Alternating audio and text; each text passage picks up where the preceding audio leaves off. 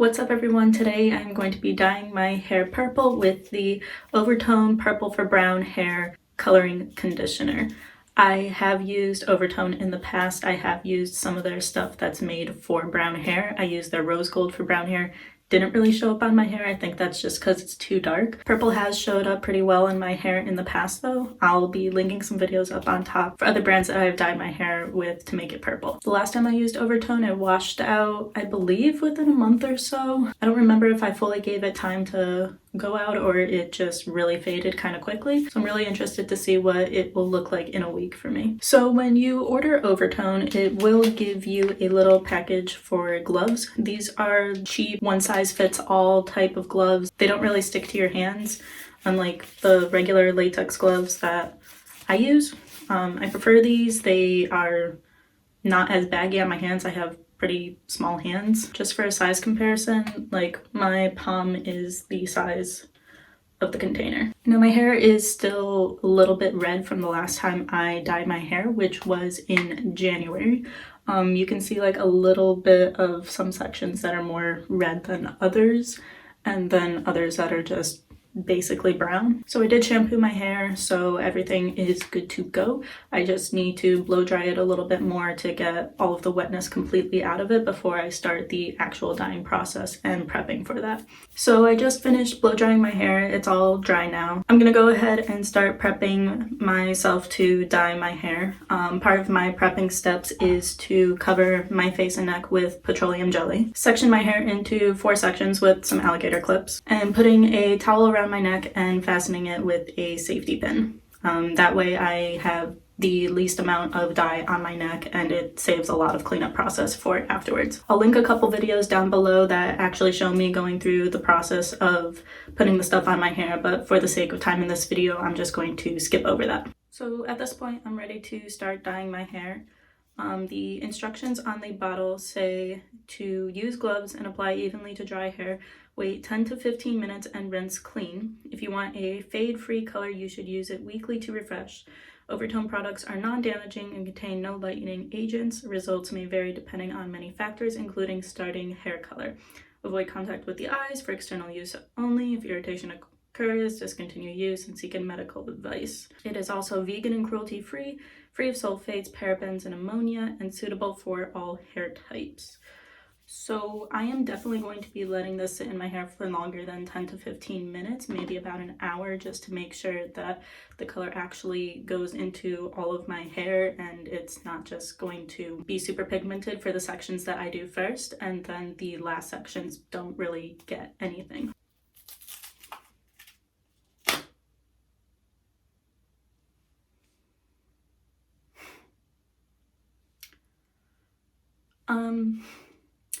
So I was trying to open the container and they have one of those protector things. My hand just went straight through. So I guess I'm gonna start dyeing now, and then I'll take the filter off as I continue to dye and need more dye. So I brush my hair before putting them into these weird buns. The consistency is pretty thick as it's not dripping down my glove or anything. It smells like grape, which is good. Arctic Fox does the same. I don't know if last time I dyed my hair with Arctic Fox it was purple. I don't know if that's just a purple typical thing to do for companies and make it smell like grape. I don't remember the last time I used Overtone it smelling like grape. So let's just start dyeing.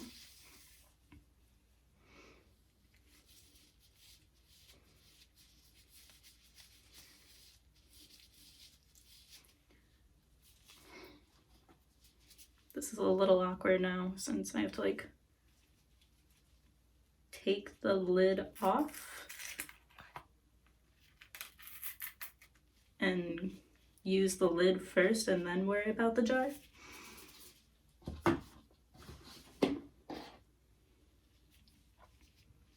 Okay, this might be a little bit harder than I thought.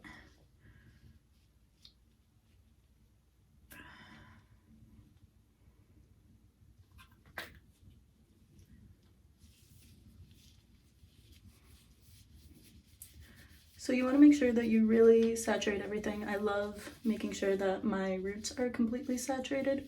That way I don't have like blotchiness.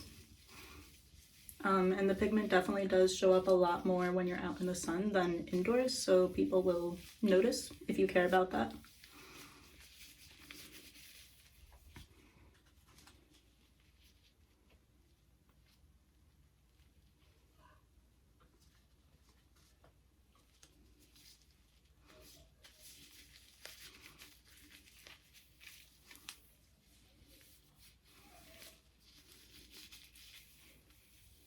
So that is one strand completely done.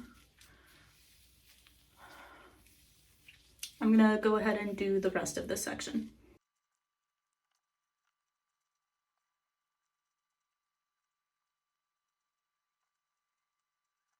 So when I'm done with a section, I typically like to go back in with a little bit more dye and just massage my scalp, make sure that I got the ends completely saturated and whatnot. Or to make sure I got the roots completely saturated. The ends are just as important too, but I typically always get that when I'm dyeing each strand by strand. And then I do have a wide tooth comb. Once I'm done with a section, I like to go through and just try to comb it out a little bit and also distribute the color a little bit more evenly if it allows me to. Some sections are a little bit more hard to comb out than others. Although this one's going pretty smooth. So that is one section completely done. I'm gonna go ahead and do the rest of my hair off camera, but I'll be back when my hair is up in a cap so you can see how it looks when it's all dyed. I timed how long it took me to do the rest of my hair, and that was 32 minutes, which included using basically the entire container to make sure I really got all of my roots, I got all of my ends, and I got everything in between. If I didn't do those final couple steps, then I probably would have had maybe like a 1/4 inch of the bottom of the container left. And the container is an 8 fluid ounce bottle. Other than that, it mostly just got the top of my head, a little bit on my neck, although the towel did do a pretty good job saving the rest of my neck. My hands are fairly clean. There's like a little bit of purple here and there. My shirt kind of got the most of it, a little bit, if you can kind of see that. When brushing through with the wide tooth comb, there were some sections that got a little bit stuck. When I used Splat, which is what I used to dye my hair with in the last video, it was smooth all the way through. There was no trouble trying to brush anything out. So that is one difference between Overtone and Splat. Manic Panic did have the same thing where you would comb and you would get stuck every now and then. So I'm going to set my timer for an hour, and then I'm going to rinse all of the dye out of my hair and probably shampoo just to make sure there's no extra dye that's just sitting in there and is gonna dye my pillowcase and all of my clothes for tomorrow. But I will be back when my hair is completely dry to show you what it looks like in my hair with one shampoo. So it's the next morning now and my hair is completely dried. My hair feels incredibly smooth. I forgot how conditioning Overtone's coloring conditioner actually is, and it feels softer than the regular conditioner that I normally use. This is a little bit darker than I had thought it would be. I know it's putting it over brown hair and whatnot, but it's still not as vibrant as I was expecting. When I am indoors and in normal house light, I can't really see the purple, only like a little bit of a halo effect, like near the top of my hair, like on the outer sides of it. The most purple that I can see is when I am looking straight into my camera right now. So it's currently raining right now. I'm not gonna go outside and do a 360 view for you all, but since I am in normal daylight time right now, this is going to suffice for that. As far as the cleanup process went for what was on my skin, it was insanely easy to come off when I put the petroleum jelly on my hair. There's still a little bit on my hairline, as there normally is. My ears though are basically good. My neck has virtually nothing left on it. And the number one thing that I was really surprised about was that it did not stain my shower. Like, I showered in a pink tub and it was pink when I was done, and it was the same color pink. There wasn't any tinting to it. The matte that's in there did get a little bit tinted, but other than that, there was no cleanup process in the tub. So again, this is what my hair looks like with one wash, and I washed my hair when I was rinsing the dye out just so that there wouldn't be a lot coming off throughout the next couple days when I would wash my hair for the first time originally. And another plus is that when I run my hands through my hair, there's no dye.